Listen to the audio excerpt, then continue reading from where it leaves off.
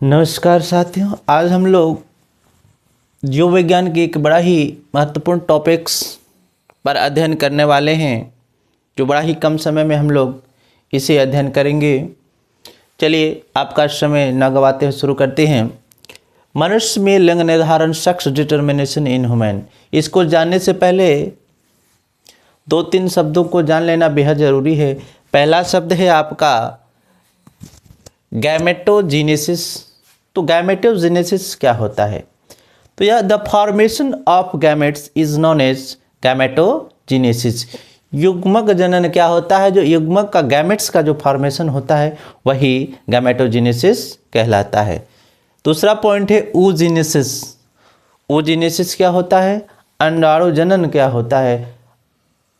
तो ओवा का जो फॉर्मेशन होता है उसे अंडाणु जनन कहते हैं। यह प्रक्रिया ओवरी में होती है। तीसरा जो पॉइंट है स्पर्मेटोजेनेसिस। शुक्र जनन क्या होता है? तो शुक्राणु का जो फॉर्मेशन होता है उसे शुक्र जनन कहते हैं। चलिए सवाल है आगे कि सेक्स डिटर्मिनेशन कैसे होता है। देखिएगा, जो महिलाओं में गुणसूत्र होते हैं वह समान होते हैं। क्या होते हैं? समान बनते हैं, और यह होते हैं X और X। लेकिन पुरुषों का जो शुक्राणु बनते हैं, गुणसूत्र बनते हैं, उसमें यह संख्या विषम होती है और ये आधे आधे बनते हैं। आधे होते हैं X, आधे होते हैं Y। अब देखिएगा, इस सेक्स डिटर्मिनेशन के लिए पुरुष ही जिम्मेदार है उसका Y गुणसूत्र, क्योंकि इसे एक ग्राफ के द्वारा हम यूँ समझ लेते हैं। देखिएगा, यह जो है X X X X और ये हो गए X Y। अब देखिए फर्टिलाइजेशन के समय होता क्या है?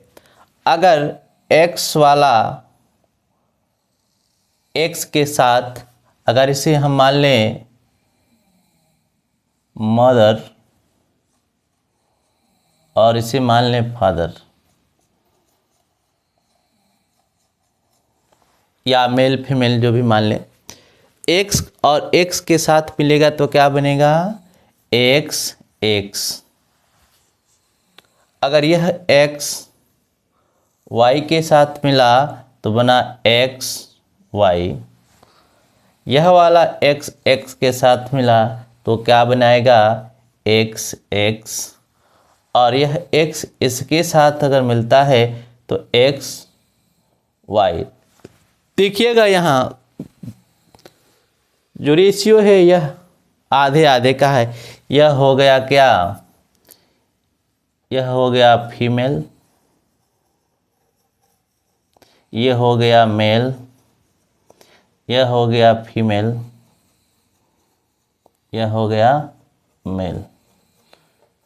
तो 50-50 का रेशियो, इसका मतलब 50% मेल और 50% फीमेल की संभावना रहती है। इसमें कोई दो राय नहीं।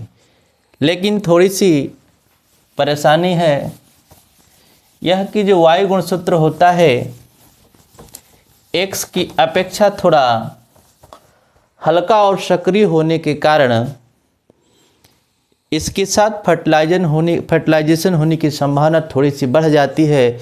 यही कारण है कि पुरुषों की संख्या महिलाओं से कुछ ज़्यादा है, क्योंकि यह हल्का सक्रिय होने के कारण यह फर्टिलाइजेशन में सक्रिय रूप से भाग लेता है, और हल्का होने के कारण पहले ही फर्टिलाइज हो जाता है, जिसकी वजह से पुरुषों की संख्या कुछ ज़्यादा है। धन्यवाद।